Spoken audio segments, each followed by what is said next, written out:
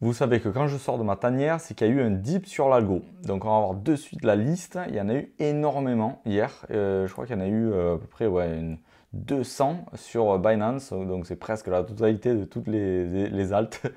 Non, quand même pas, mais bon. Donc là, on a sur BTC. Je vous montre en ligne. Donc là, c'est en chandelier, mais pour ceux qui ne comprennent pas très bien, je vous montre en ligne et aussi je peux vous montrer directement les achats et à quelle date ils ont été déclenchés et à quel prix. Donc hier à 55 134, on a eu un achat sur la bougie. Donc en daily, regardez, ça donne ça. En clôture, donc on a eu le gros crash, on a eu une bougie verte, une bougie descendante et là on a eu un pump aujourd'hui. En ce moment, on en est à 7%. Donc, je vais vous montrer un peu toutes les alts et ce que ça a donné. C'est parti, donc je vais vous montrer voilà, les premiers de la liste pour voir un peu où on en est. Donc là on a PP, donc PP, là ouais, le prix il est tellement petit que là j'avais arrondi donc ça donne 0. Mais en gros on a eu un déclenchement hier sur la bougie en clôture là. Donc on voit que PP à chaque fois qu'on achète, on est pas mal placé pour un trade un peu plus long terme. Donc on va voir si ça repart. Après on va pas se précipiter parce que je vais vous montrer 2-3 trucs tout à l'heure. Ça, c'est cool, on va avoir un rebond, je pense, assez fort là, même sur toutes les altes. Donc on est en train d'avoir, je suis un peu en retard sur la fête. Mais, enfin, pour vous faire cette vidéo, désolé. Et donc du coup, on va voir qu'on a pété quand même des momentum assez long terme. Donc là, on a DE, XE. Après, on a AR. Après, donc là, vous voyez qu'on a eu un déclenchement à 19,53. Hein, et là, en ce moment, on est à 21,37. Après, ARKM, Venri. Donc vous voyez que là, c'est classé du plus fort au plus faible, entre guillemets. Donc vous allez voir des charts de plus en plus descendantes, entre guillemets. Mais avec des dips toujours bien placés. Shiba, Front, il y a eu FET. Donc on voit par le passé ce que ça a donné. Ici, on avait déclenché ici. Petit rebond, on aurait pu sortir en positif, mais ça s'est fait ravaler par la suite. Là, j'avais montré un exemple à l'époque. Ok, TFL, WBTC, ben ça c'est le BTC. Le BTC, Polix. Regardez un peu dans la liste ce qui vous plaisent le plus. Et vous savez qu'il y a eu un dip hier pour un achat assez long terme, c'est pas mal. Donc là, il y en a eu pas mal sur Dodge. C'est pas ouf sur celui-là, parce qu'on voit que l'algo il déclenche pas à chaque fois sur les dips ultimes. On va voir en. Vous voyez, les rebonds ils sont pas ouf. Bon, à chaque fois, quand on achète le dip, on est pas mal juste après, à part celui-là, quoi. On va voir ce qu'il a donné par le passé. Ah ouais, sur Sun, je sais pas ce qui s'est passé ici, hein. Alors après, il y a eu quoi? Il y a eu le vert, Nexo. Nexo, il a pas trop mal marché, hein. Donc si on a eu un dip ici plus un W là qu'on voit, on est pas mal. Quand ça fait ça là, quand on a des dips de plus en plus bas et qu'on a des divergences, je vous montrais sur le momentum, là par exemple on a de plus en plus bas alors que là on est au même niveau, c'est pas mal pour un rebond un peu plus appuyé. Malgré qu'on est passé dessous là, comme je vous le disais sur les précédentes vidéos, j'aime pas trop quand ça fait un plateau. Et là, ouais, la preuve, on s'est bien fait fracasser hier pour ceux qui étaient dans le marché. Enfin, pas hier, mais là pendant toute cette semaine. Là, on a eu une grosse mèche énorme qui s'est fait ravaler. Donc, du coup, ça pourrait donner un truc comme ça, avec un genre de double bottom, avec une divergence sur le RSI. Faut voir avec le temps sur ce rebond. Après, il y a eu Theta. Après, ça, c'est d'autres signaux un peu plus boule. Vous voyez que lui, il est un peu plus boule parce que regardez, le W, là, il est de plus en plus haut. Donc, on peut se dire que celui-là, il peut surperformer en premier des alts. Celui-là aussi, je vais vous enlever le momentum. XRP aussi, il a donné un signal un peu plus boule que les autres, en mode, on n'a pas eu un plus bas là, vous voyez. C'est de plus en plus haut. Après, c'est des dips, mais qui sont un peu plus faibles que la liste d'en haut, avec des alts un peu plus fracassés, on va dire. Donc ça, c'est l'ETH. Et ETH, on a eu un dip ici aussi, pareil, Pareil que le BTC, donc on en a eu un sur les deux, ce qui est vraiment pas mal. Vous voyez que par le passé, à part celui-là où c'est un peu foiré parce qu'on a eu un rebond qui était minus, tout le reste, on a accumulé des zones intéressantes, quoi. À part là qui était un peu haut, mais bon, on ne savait pas si ça allait pas se cracher plus. Donc, je sais pas si on est là. J'ai l'impression qu'on est là.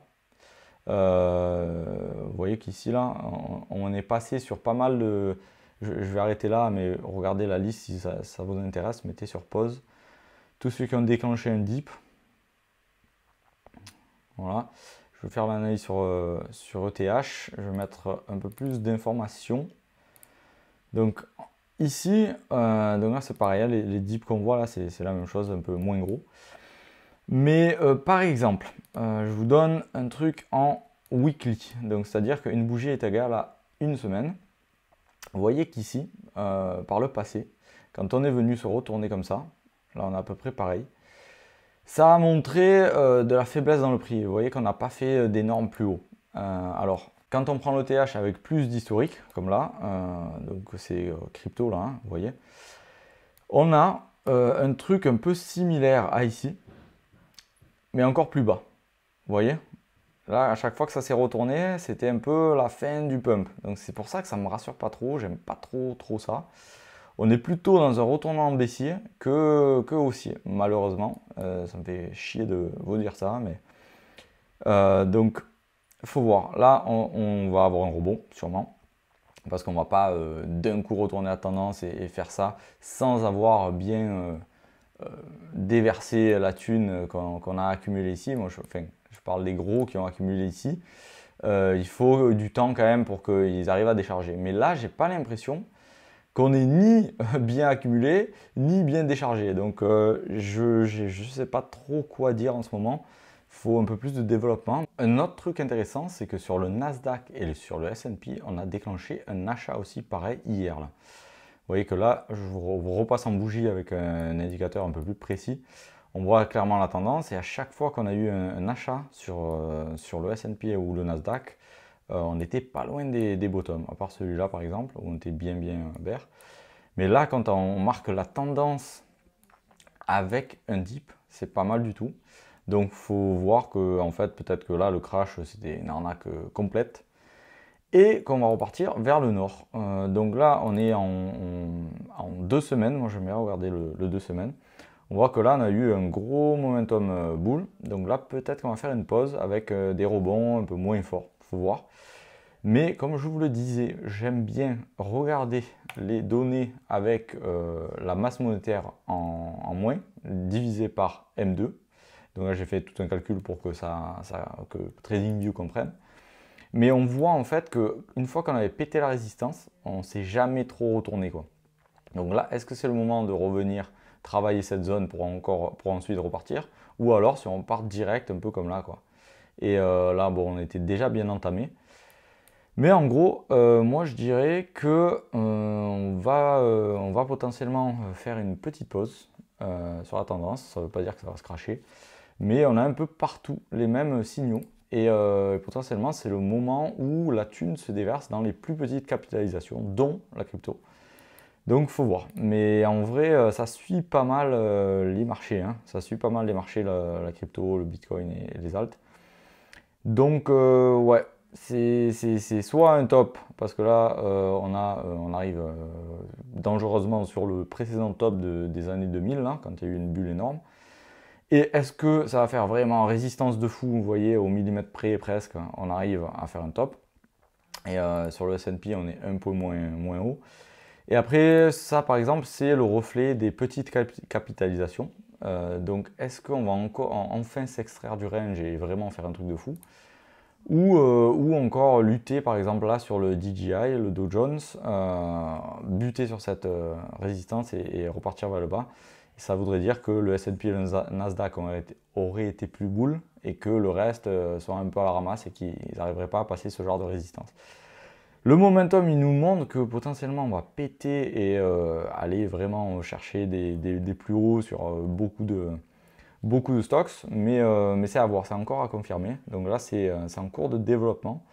On a eu sur le CAC 40 la sortie du range et là, on vient retester la sortie du range, vous voyez, et avec un momentum de plus en plus fort. Donc potentiellement on irait encore plus haut, hein. Là c'est un peu pareil sur le DAX, je crois. Non, on n'est pas arrivé à sortir. Qu'est-ce qu'il y a eu chez les Italiens, je crois, voilà. On est sorti de ce canal descendant là. Et là, on vient potentiellement retester la zone de sortie pour aller chercher plus haut, potentiellement cette ligne blanche là. Donc à voir. Et en fait, tout ça, ça ferait partir les alts par exemple, parce que c'est la thune qui s'est déversée dans les plus gros, qui va se déverser dans les plus petits, dont les cryptos. Donc à voir. Là, qu'est-ce que ça donne? Voilà, le BTC comme ça, divisé par la masse monétaire M1 et pas M2, parce que ça donne deux trucs différents. On est sur des résistances et vous voyez ici, j'avais tracé ça en rouge, qu'on arrive en 3 mois sur cette résistance là qui a marché au quart de poil. Encore une fois, bon, moi j'ai confiance en l'analyse technique, donc c'est pour ça que je me base à des outils comme ça. Mais regardez un peu la précision du truc. Et en fait, ici, soit ça se fait rejeter et on va plus bas, soit on arrive à passer, à le retester et repartir sur des plus hauts.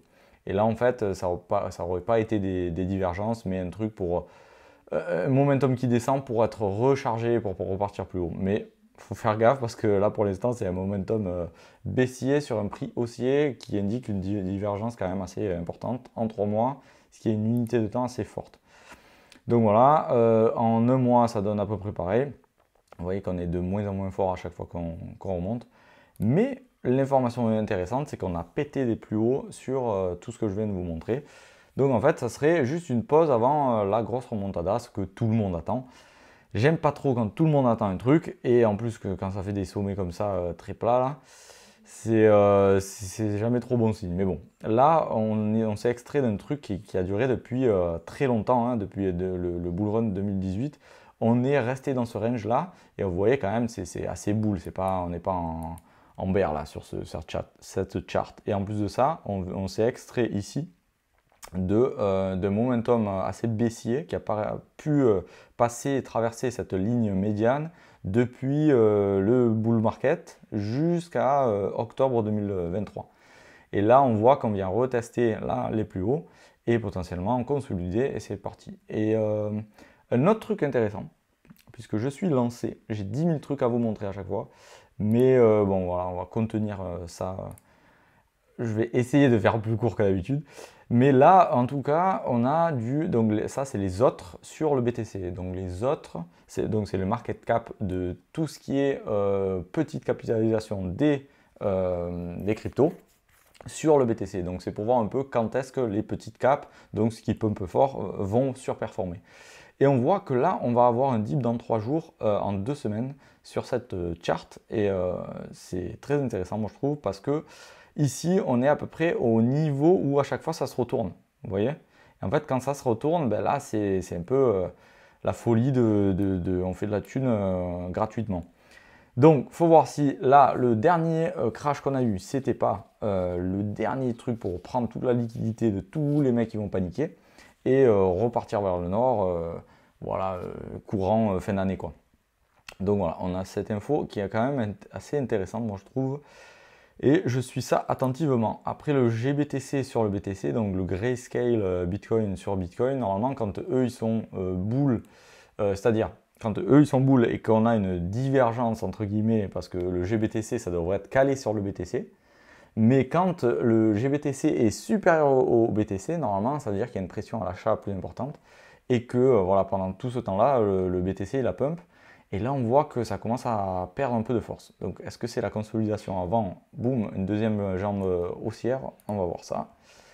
Pareil, il y en a plein qui regardent aussi les gaps de CME. Donc, non, c'est pas ça. C'est celui-là, pardon. Donc, voilà, quand on crée des gaps, on vient souvent les fermer. Donc là, est-ce que c'était pas la première impulsion? On vient consolider. Là, on n'a pas encore clôturé là. Si on vient clôturer au-dessus et qu'on repart, là, ça serait vraiment un bull market de fou. Ça, c'est ETH par exemple sur les futurs. Les contrats futurs, ça, c'est BTC en futur. Et on voit qu'on a à peu près la même information, hein. Vous voyez, quand ça passe dessous, putain, après, ça ça galère. Alors ça peut faire d'assez beaux pumps. Ici par exemple les altes peuvent bien performer. Donc à voir si voilà, cette bougie elle s'est faite ravaler de ouf. C'est pas mal, ça veut dire qu'on a eu beaucoup d'achats, on a eu plein de stop loss pétés. Donc on pourrait repartir vers le nord, mais bon, toujours avec un momentum qui est passé du côté obscur de la force. Voilà, j'espère que vous avez apprécié cette vidéo. Je vous dis à la prochaine. Merci.